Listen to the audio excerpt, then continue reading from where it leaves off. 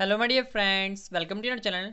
Friends, आज हम 8th class का सब्जेक्ट मैथ का AP super Guru model test paper 2 solve करने वाले हैं। ओके फ्रेंड्स, इस मॉडल टेस्ट पेपर की वीडियो हमने पार्ट बाय पार्ट बनाई है। पार्ट नंबर ए हमने कंप्लीट कर लिया है और आज हम इस वीडियो में पार्ट नंबर बी के सभी क्वेश्चन को सॉल्व करेंगे। ओके फ्रेंड्स, तो चलिए लेट्स स्टार्ट करते हैं part number B. Part number B हमारा 2 मार्क्स का है, जो कि हमारे पास यहाँ से स्टार्ट होता है। ओके फ्रेंड्स, इसमें हमारे पास कुल मिलाकर 8 क्वेश्चन है और सभी क्वेश्चन 2 मार्क्स के। इट मीन्स आज हम अपनी वीडियो में 16 मार्क्स कंप्लीट करेंगे। ओके फ्रेंड्स, नेक्स्ट जब पार्ट नंबर बी की वीडियो बन जाएगी तो हम next video part number C की बनाएंगे। इसी अकॉर्डिंग पार्ट नंबर डी की वीडियो भी अपलोड होगी। अगर अभी तक आपने हमारी पिछली वीडियोस नहीं वॉच कर रखी है तो उनकी प्लेलिस्ट हमने बना रखी है। इसके सभी सैम्पल हम सॉल्व कर रहे हैं। साथ ही साथ हमने pole star, pre board sample paper, PSCB की तरफ से जो भी सैम्पल पेपर आया है उन सभी को सॉल्व किया हुआ है और उसकी भी प्लेलिस्ट हमने डिस्क्रिप्शन बॉक्स में दिया हुआ है। ओके फ्रेंड्स, आप 8th क्लास मैथ के नाम से प्लेलिस्ट बनी हुई है, उस पर टैप करके सारी वीडियो को वॉच कर लीजिए एग्जाम आने से पहले पहले। ओके फ्रेंड्स, आपको बहुत हेल्पफुल होंगी वो वीडियोज़।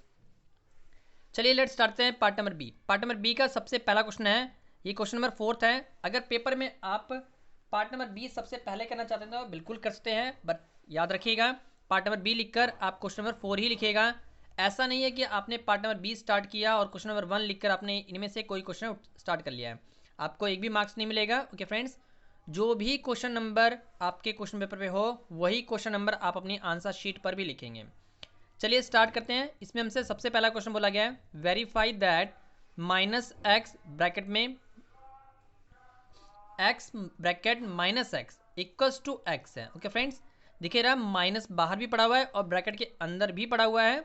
इक्वल्स टू में एक्स लिखा हुआ है और बोला गया एक्स की वैल्यू में 11/15 फिल करनी है। चलिए इसे हम करके दिखाते हैं। सबसे पहले हम क्या करेंगे, अपनी आंसर शीट पे आएंगे और इसको कुछ इस अकॉर्डिंग लिखेंगे।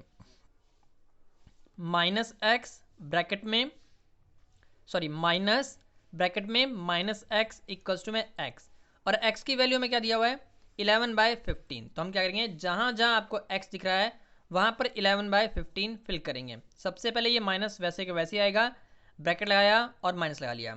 एक्स की वैल्यू कितनी है 11/15, तो हमने 11/15 लिखकर ब्रैकेट क्लोज कर लिया। फिर इक्वल्स टू लगाएंगे, एक्स की वैल्यू बोला हुआ है 11/15, हमने यहाँ पर फिल कर लिया। अब सिंपली हमें क्या सॉल्व करना है, इनको जो माइनस दिया हुआ है माइनस दोनों को ओपन करेंगे या ब्रैकेट ओपन करेंगे तो ये माइनस माइनस मिलकर प्लस बन जाएगा। और फाइनली क्या लिखेंगे 11/15। ये 11/15 वैसे का वैसा ही है। फाइनली देखिए, अगर किसी के आगे हमारे पास कोई सिंबल ना लगा हो तो हम उसे प्लस का सिंबल ही मानते हैं। इट मीन्स हमारा लेफ्ट हैंड साइड और right hand side equals to आ जाएगा। आई होप ये क्वेश्चन आपको क्लियर हो गया होगा। चलिए अगला क्वेश्चन पढ़ते हैं। अगले क्वेश्चन में हमसे कहा गया है, क्वेश्चन नंबर 5 में, डिफाइन अ ट्राइंगल। हमें ट्राइंगल को डिफाइन करना है, इट मीन्स इसकी डेफिनेशन लिखनी है। चलिए इसे लिखना स्टार्ट करते हैं। कैसे लिखेंगे हम, सबसे पहले तो आपको इस अकॉर्डिंग लिखना पड़ेगा। डिफाइन अ ट्राइंगल बोला गया है तो हमने लिखा ट्राइंगल। ट्राइंगल एक हम बना लेंगे इस अकॉर्डिंग। ट्राइंगल कैसा भी ट्राइंगल बना सकते हैं, कितनी भी साइडें हों उसकी कोई बात नहीं, जैसा मर्जी बना सकते हैं। ओके फ्रेंड्स, अब हमें क्या करना है, इसकी डेफिनेशन लिखनी है, इट मीन्स इसकी लाइनें लिखनी है। तो हम लिखेंगे अ 3-sided figure with the 3 interior angle and 3 vertex.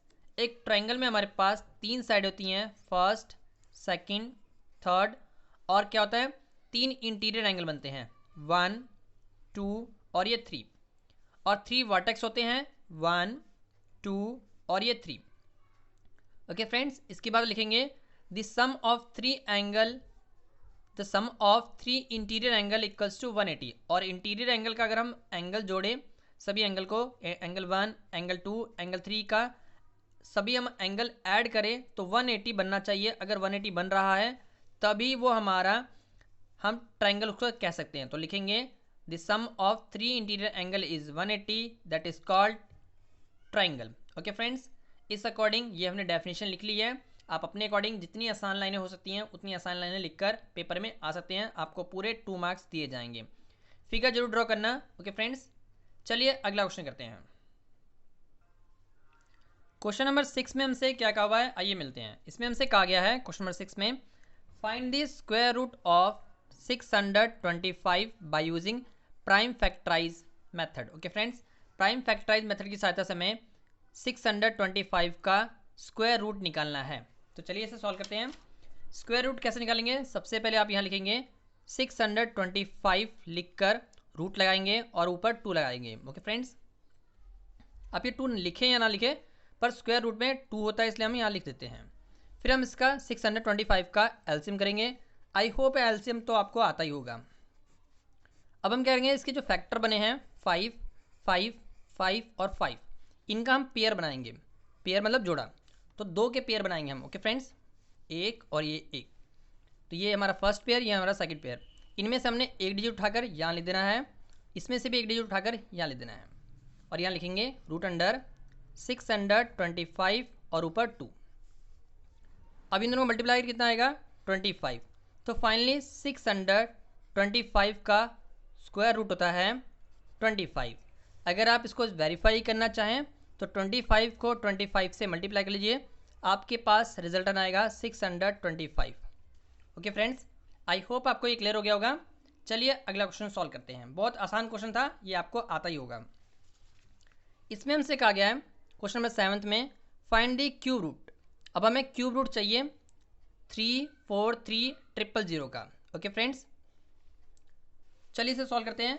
इसके लिए हम क्या करेंगे, सबसे पहले लिखेंगे क्यूब रूट, लिखकर ऐसा लिखेंगे, क्यूब बनाएंगे और 4343 और क्यूब यहाँ लिखेंगे, मतलब 3 यहाँ लिखेंगे। ओके फ्रेंड्स, इट मीन्स हम क्यूब रूट फाइंड आउट कर रहे हैं। अब उसके बाद इनका एलसीएम बनाएंगे। एलसीएम मेथड की सहायता से हम क्यूब रूट फाइंड करते हैं। तो आई होप ये आपको क्लियर हो ही गया होगा, ये आपको एलसीएम करना आता ही होगा। इस अकॉर्डिंग आप एलसीएम कर लीजिएगा। अब इसमें हम पेयर बनाएंगे, 3 के जोड़े बनाएंगे। स्क्वायर रूट में हम 2 के जोड़े बनाते हैं और क्यूब रूट में हम 3 के एक पेयर कंप्लीट करेंगे। एक यहाँ पर इन तीनों का एक पेयर, ये इन तीनों का एक पेयर। ओके फ्रेंड्स, तो हमारे पास 3 पेयर्स बन गए हैं। इनमें से हम एक डिजिट उठाएंगे, 2 लिख लेंगे, इनमें से एक डिजिट 5, इनमें से भी एक डिजिट 7। अब हम तीनों को मल्टीप्लाई करेंगे, कितना आएगा? 70। तो फाइनली क्या आएगा, हम लिखेंगे रूट अंडर 34300 का क्यूब रूट जो होता है वो होता है 70। अगर इसे आप वेरीफाई करना चाहें तो 70 को आप 73 टाइम लिखकर मल्टीप्लाई करेंगे तो रिजल्ट आएगा 34300। इट मीन्स हमारे कहने का कि 34300 का क्यूब रूट होता है 70। आई होप ये भी क्वेश्चन आपको क्लियर हो गया होगा। चलिए क्वेश्चन नंबर 8 सॉल्व कर लेते हैं। क्वेश्चन 8 में हमसे कहा गया है, if a book bought for 120 rupees and sold 160 rupees. हमें कहा गया है अगर हम कोई किताब है जिसे 120 रुपये में हम खरीद रहे हैं और सोल्ड मतलब बेचना 160 रुपीज़ में हम बेच रहे हैं, find the profit and loss percentage.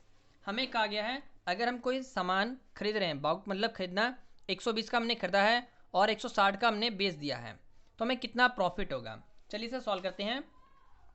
इसके लिए हम कुछ इस अकॉर्डिंग लाइनें लिखेंगे। पेपर में आप लाइनें जरूर लिखिएगा, इससे आपको अच्छे मार्क्स मिलेंगे। चलिए लिखते हैं। हमने लिखा CP of book. CP is called cost of book. Okay friends, cost price of book या CP ऑफ बुक 120 रुपीज़। उसके बाद SP of book, it mean selling price. Okay friends, CP cost price, SP selling price 160 rupees. अब देखिए, अगर हम कोई सामान हमने कम का सामान खरीदा है और उससे ज़्यादा अमाउंट का अगर हम बेच रहे हैं तो हमें क्या होता है? प्रॉफिट होता है। जैसा कि इसमें हो रहा है 120 रुपीज़ का हमने कोई सामान खरीदा है, किताब खरीदी है और 160 का हम उसे बेच रहे हैं, तो इट मीन्स हमने जितना हमने खरीदा था उससे ज़्यादा का हम बेच रहे हैं, तो हमें क्या होगा? प्रॉफिट। तो प्रॉफिट का फॉर्मूला आएंगे, प्रॉफिट इक्वल्स टू में selling price minus cost price, SP minus CP। Selling price कितना है? 160 रुपीज़ और कॉस्ट प्राइस 120 रुपीज़। माइनस करेंगे कितना आएगा? 40 रुपीज़। ये हमारा क्या आ गया? प्रॉफिट आ गया, ये हमारा 40 रुपीज़। अब हम प्रॉफिट परसेंटेज निकालेंगे क्योंकि हमें प्रॉफिट हो रखा है, तो प्रॉफिट परसेंटेज का फॉर्मूला याद रखिए, प्रॉफिट अपॉन में CP इंटू में 100। आई होप ये फार्मूला आपको याद हो गया होगा। क्या है formula? Profit percentage equals to में प्रॉफिट अपॉन में CP इंटू में 100। प्रॉफिट कितना है 40 और CP कितना है 120 और 100 वैसे का वैसा ही। अब हम इसे कट करेंगे, जैसा मर्जी इच्छा हो वैसा कट कर लीजिए। 0 से 0 कट कर लिया, 4 1 दा 4, 4 3 दा 12। तो ऊपर कितना आएगा 1 और 100 मल्टीप्लाई करेंगे कितना आएगा 100 अपॉन में कितना आएगा 3। आप इसे डिवाइड करेंगे कितना आएगा 33.33, ऐसे चलता जाएगा। इट मीन्स प्रॉफिट कितना हुआ 33.3। आई होप ये क्वेश्चन आपको क्लियर हो गया होगा। चलिए क्वेश्चन नंबर 9 करते हैं। क्वेश्चन नंबर 9 में हमसे क्या पूछा गया है, हमसे कहा गया है find the following square by the suitable identity. हमें इस वाले टर्म का स्क्वायर फाइंड आउट करना है, सुटेबल आइडेंटिटी यूज़ करनी है। वैसे ये लिखा क्या हुआ है, चलिए हम पढ़ते हैं 2/3m प्लस 3/2n का होल स्क्वायर। हमें इसमें आइडेंटिटी का यूज़ करना है। चलिए कैसे सॉल्व करेंगे, इसे लिख के हम सॉल्व कर दिखाते हैं। सबसे पहले अपनी स्टेटमेंट को कुछ इस अकॉर्डिंग नोट करेंगे और ये हम कंसीडर करेंगे जो पहली टर्म है ये हमारी a से कंपेयर करेंगे और सेकेंड वाली टर्म को हम b से कंपेयर कर लेंगे और होल पावर को 2 से कंपेयर कर लेंगे। तो ये क्या बन रहा है a प्लस बी का होल स्क्वायर की फॉर्म में ये बन रहा है। a प्लस बी का होल स्क्वायर क्या होता है a का स्क्वायर b का स्क्वायर प्लस 2ab। आप इस फार्मूले को ऐसा भी लिख सकते हैं a का square plus 2ab plus b का स्क्वायर। एज यू विश, दोनों ही फार्मूले एक हैं, कंफ्यूज होने की कोई ज़रूरत नहीं है। ऐसे याद रखिए, ज़्यादा आसान लगता है। a प्लस बी का होल स्क्वायर a का स्क्वायर b का स्क्वायर प्लस 2ab। अब हम क्या करेंगे, जहाँ जहाँ आपको a दिख रहा है वहाँ पर हम 2/3m लिखेंगे और जहाँ जहाँ आपको b दिख रहा है वहाँ पर हम 3/2n लिखेंगे। चलिए फिल करना स्टार्ट करते हैं। सबसे पहले हम a का स्क्वायर को सॉल्व करेंगे, हम लिखेंगे 2/3m का होल स्क्वायर। फिर b क्या है हमारे पास 3/2n, तो हमने लिखा 3/2n का होल स्क्वायर, 3/2n का होल स्क्वायर। फिर लिखेंगे प्लस लगाएंगे 2 लिखेंगे, a की वैल्यू क्या है 2/3m, तो हमने लिखा 2/3m। फिर b की वैल्यू कितनी है वो हम लिख लेते हैं 3/2n, तो 3/2n। अब हम इसे सॉल्व करेंगे। सॉल्व कैसे करेंगे, देखिए 2/3m कहने का मतलब 2 हमारा 2 टाइम है, 3 भी हमारा 2 टाइम है और m भी हमारा 2 टाइम है। मतलब कहने का 2/3 इंटू 2/3 हम 2 बार खोलेंगे इसको और m इंटू m ये भी हम 2 बार खोलेंगे। 2 को 2 से मल्टीप्लाई कितना आएगा 4 और 3 को 3 से मल्टीप्लाई कितना आएगा 9। m और m का स्क्वायर, तो हम यहाँ देखिए 4/9 m का स्क्वायर लिखेंगे। इसी अकॉर्डिंग इसको सॉल्व करेंगे तो 3 को 3 से मल्टीप्लाई कितना आएगा 9, 2 को 2 से मल्टीप्लाई करेंगे कितना आएगा 4, n का स्क्वायर करेंगे कितना आएगा n का स्क्वायर। फाइनली 9/4 n का स्क्वायर प्लस लगाएंगे। अब यहाँ पर मल्टीप्लाई करेंगे, देखिए कुछ कैंसिल हो रहा है, तो देखिए क्या क्या कैंसिल हो रहा है। सबसे पहले हमने इस 2 को इस वाले 2 से कैंसिल कर लिया, फिर ये 3 को ऊपर वाले 3 से कैंसिल कर लिया। अब हमारे पास कोई ऐसी टर्म नहीं है जो कैंसिल हो रही है, जो रिमेनिंग बच गया अब हम उसे मल्टीप्लाई करेंगे। क्या बचा हुआ है हमारे पास m बचा हुआ है, सॉरी 2 बचा हुआ है, m बचा हुआ है और n बचा हुआ है। इन तीनों को मल्टीप्लाई करेंगे कितना आएगा 2mn आएगा। फाइनली यही हमारा आंसर हो जाएगा जो कि हमसे पूछा गया था। ये हमने आइडेंटिटी के थ्रू सॉल्व किया हुआ है। इसी अकॉर्डिंग आप पेपर में करके आएंगे, आप इस फार्मूले को भी अप्लाई करेंगे तो भी यही आंसर बनेगा। ओके फ्रेंड्स, चलिए क्वेश्चन नंबर 10 को सॉल्व करते हैं। क्वेश्चन नंबर 10 में हमसे क्या कहा हुआ है, हमें कहा गया है two person could fix a new window in the house in 3 days। हमें कहा गया है 2 पर्सन मिलकर एक विंडो को 3 दिन में, एक हाउस है उसमें बहुत सारी विंडो लगाई जा रही है, उन विंडो को 3 दिन में लगा रहे हैं। इट मीन्स एक हाउस में जितनी विंडो लगेंगी उनको लगाने में उन्हें 3 दिन लग रहे हैं। अब ये हो सकता है 3 विंडो हो, 4 विंडो हो, जितनी मर्जी विंडो हो, हमें विंडो से मतलब नहीं है, हमें मतलब है कि कितने दिन में पूरी विंडोज़ लग रही हैं। तो वो 3 दिन में 2 बंदे मिलकर ये विंडोज़ को लगा रहे हैं। अब इनमें कहा गया है 1 ऑफ पर्सन फिल इट, यहाँ लेफ्ट आना चाहिए था, लेफ्ट बिफोर दी वर्क, या फिर इल होएगा यहाँ पर। Okay friends, 1 of people ill before the work, यहाँ पर थोड़ा सा गलत लिखा हुआ है। एक पर्सन उनमें से बीमार पड़ गया है। वर्क स्टार्ट होने से पहले how long would the job taken now. हमें कहा गया है कि अब उस विंडो को लगाने में कितना समय लगेगा। ऑब्वियस सी बात है, अगर एक पर्सन वर्क को लेफ्ट कर चुका है या फिर बीमार हो गया है तो वो वर्क नहीं कर रहा है, अब एक पर्सन ही वर्क करेगा। तो कहा गया है वो एक पर्सन हाउस के विंडोज़ को कितने दिन में लगाएगा। इसके लिए हम क्या करेंगे, सबसे पहले ये टेबल क्रिएट करेंगे, इस अकॉर्डिंग पर्सन लिखेंगे, यहाँ पर डेज लिखेंगे। 2 पर्सन थे तो 3 दिन में काम फिनिश हो रहा है।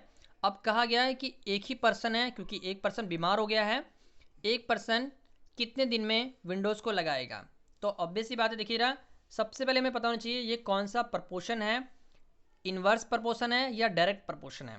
तो कैसे कहेंगे, सबसे पहले देखिए इन्वर्स प्रपोर्शन कैसे होता है, उसके लिए हम थोड़ा सा आपको क्लियर करते हैं। हमारे पास अगर 2 क्वांटिटी है, एक क्वांटिटी इंक्रीज़ हो रही है और एक क्वांटिटी डिक्रीज़ हो रही है, तो उसे हम इन्वर्स प्रपोर्शन कहते हैं। अब हमारे केस में भी ऐसा ही कुछ हो रहा है। जब 2 पर्सन थे तो 3 दिन में काम खत्म हुआ, अब एक पर्सन है तो समय कितना लगेगा, ज़्यादा लगेगा। पर्सन की क्वांटिटी घट गई और डेज की क्वांटिटी क्या हो जाएगी, बढ़ जाएगी। तो क्या हो रहा है, एक क्वांटिटी बढ़ रही है, दूसरी क्वांटिटी घट रही है, या फिर एक क्वांटिटी घट रही है तो दूसरी क्वांटिटी बढ़ रही है।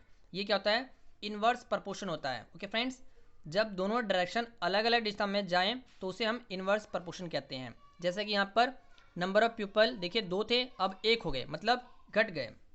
अब डेज क्या है, पहले 3 थे, अब क्या होंगे, 3 से ज़्यादा दिन लगेंगे, तो क्या होगा, ये हमारा डेज की क्वांटिटी बढ़ जाएगी। तो क्या होगा, ये इन्वर्स प्रपोर्शन होगा। उस केस में हम इन दोनों को मल्टीप्लाई करते हैं, 2 और 3 को मल्टीप्लाई करेंगे और 1 और x को मल्टीप्लाई करेंगे। 2 और 3 को मल्टीप्लाई कितना आएगा, 6, और 1 को x से किया कितना आएगा, x। तो x कितना आ गया, 6 डेज लगेंगे। मतलब 2 बंदे विंडो लगाने के 3 दिन ले रहे हैं, तो एक बंदे को कितने दिन लगेंगे, 6 डे लगेंगे। आई होप ये क्वेश्चन आपको क्लियर हो गया होगा। चलिए अगला क्वेश्चन करते हैं। अगले क्वेश्चन में हमसे कहा गया है क्वेश्चन नंबर 11, हमें कहा गया डिवाइड 36y का क्यूब डिवाइडेड बाय 9 स्क्वायर। हमें इसे डिवाइड करना है। चलिए कैसे डिवाइड करेंगे, हम इसे सॉल्व करके दिखाते हैं। सबसे पहले तो हमें दिया हुआ है 36y का क्यूब डिवाइडेड बाय 9y का स्क्वायर। तो हम क्या करेंगे, डिवाइड को केस को हम अपॉन में करके लिख लेते हैं। तो हम लिखेंगे 36y का क्यूब और 9y का स्क्वायर। अब 36 को हम ओपन करेंगे तो हम लिखेंगे 4 इंटू 9। 9 हमने इसलिए लिखा क्योंकि 9 नीचे भी एक मल्टीपल बन रहा था, इसलिए ताकि वो ईजिली कैंसिल हो सके। y का क्यूब है तो हम y को 3 टाइम ओपन करेंगे, y, y और y। ये आप इसे डायरेक्टली भी कट कर सकते हैं, हम इसे फुल्ली एक्सप्लेन करके दिखा रहे हैं ताकि आपको हेल्प हो सके इस सवाल को कैसे किया जाए। ओके फ्रेंड्स, अब देखिए हमने क्या करना है, लिखा है 9 तो हमने यहाँ 9 लिखा है, y का स्क्वायर को हमने 2 टाइम y ओपन कर लिया है। अब कैंसिल आउट करते हैं, y से एक y कैंसिल हो गया, इस y से ये वाला y कैंसिल हो गया, 9 से ऊपर वाला 9 कैंसिल हो गया। अब देखिए क्या क्या बचा, ये हमारे पास 4 बच गया है और यहाँ पर ये y बच गया है। इट मीन्स 4y मल्टीप्लाई करेंगे कितना आएगा, 4y। इस अकॉर्डिंग भी आप सॉल्व कर सकते हैं, या फिर आप इजीली ऐसे भी डायरेक्टली कट कर सकते हैं, जैसा आपको अच्छा लगे वैसा सॉल्व कर सकते हैं। आपको कंसेप्ट क्लियर होना चाहिए और आंसर सही आना चाहिए। ओके फ्रेंड्स, और मेथड सही होना चाहिए आपके सॉल्व करने का। इस अकॉर्डिंग हमने पार्ट ए पूरा सॉल्व कर लिया, सॉरी पार्ट बी हमने पूरा सॉल्व कर लिया है, पार्ट बी। अब हम नेक्स्ट वीडियो में पार्ट सी के सभी क्वेश्चन को सॉल्व करेंगे। पार्ट नंबर सी हमारा 4 मार्क्स का है, कितने मार्क्स का, 4 मार्क्स का। उसके बाद पार्ट नंबर डी की वीडियो आएगी। इसी अकॉर्डिंग सभी वीडियो सीक्वेंस वाइज आएगी, तो बने रहे चैनल पर। Keep supporting us, please like share and comment channel. Thank you, take care, all the best for exam. अंत तक वीडियो देखने के लिए आपका बहुत बहुत धन्यवाद।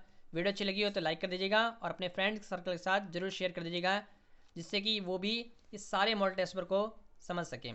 Thank you, bye bye.